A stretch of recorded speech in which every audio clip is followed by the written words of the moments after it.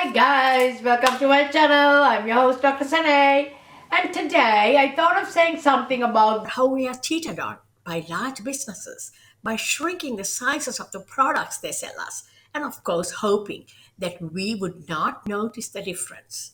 Guys, companies are shrinking the proportions of prepackaged products while still charging the same price for it, or sometimes even more. Inflation, we hear that 100 times a day, every day. Inflation's shady cousin is shrinkflation. Shrinkflation. We've all heard this word, but some of us kind of ignored it. Well, guys, do not ignore the word shrinkflation that is happening and how we are all falling victims to this. Guys, shoppers have been warned by consumer advocates to be aware of this new wave of being taken for a ride. Some companies have admitted to reducing the size of goods and, in some cases, raising prices too, due to what they claim are increasing overhead costs.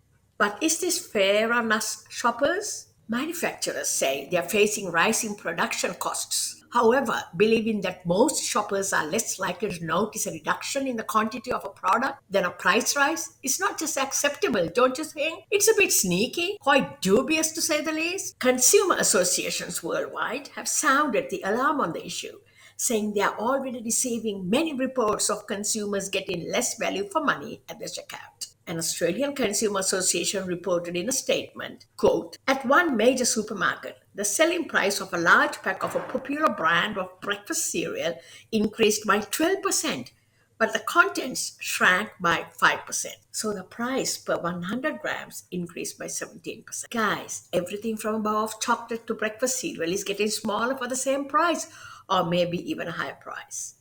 The issue has already been making headlines in the US, where Doritos has reduced the number of chips in its packets and Domino's Pizza cut the number of chicken wings available in a pack on the grounds of rising food and labor prices. Guys, I was shopping for pet food for my doggies and kitties last week. The pet food label, Purina One, I was told, had been forced to shrink the sizes of several of its products to keep them affordable for shoppers. This comes as the brand has been proudly bragging about its updated range of dry adult cat foods. It promises a new feature, new improved recipe to support a cat's immune system. These downsized versions are selling for $16.50 at major supermarkets, whereas the 1.5 kilo originals had a recommended retail price of $15.45.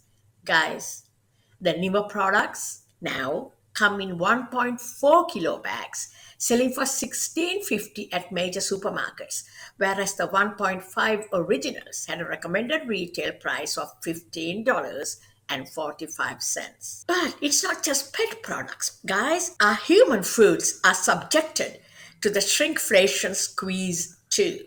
Here are some examples in the supermarket cereal aisle. In 2019, Crunchy Nut sold for $6 for 670 grams, and in 2022 sold for $9 for 640 grams. This means shoppers have gone from paying 90 cents per 100 grams of Crunchy Nut to $1.45 per 100 grams. Guys, this is a hike of 57%. Also, sizing down our Fruit Loops. A 500-gram box has disappeared from many of Australian supermarket shelves and have been replaced by a 460-gram box, which sells for $9.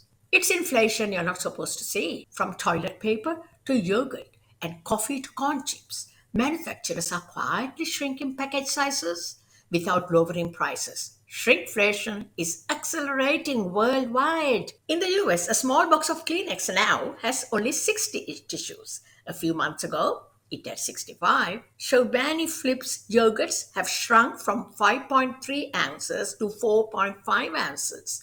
In the UK, Nestle slimmed down its Nescafe Azera Americano coffee tins from 100 grams to 90 grams.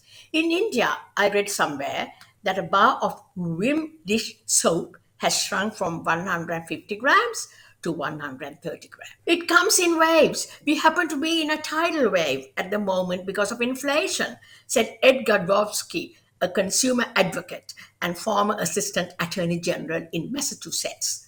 who has documented shrinkflation on his Consumer World website for decades.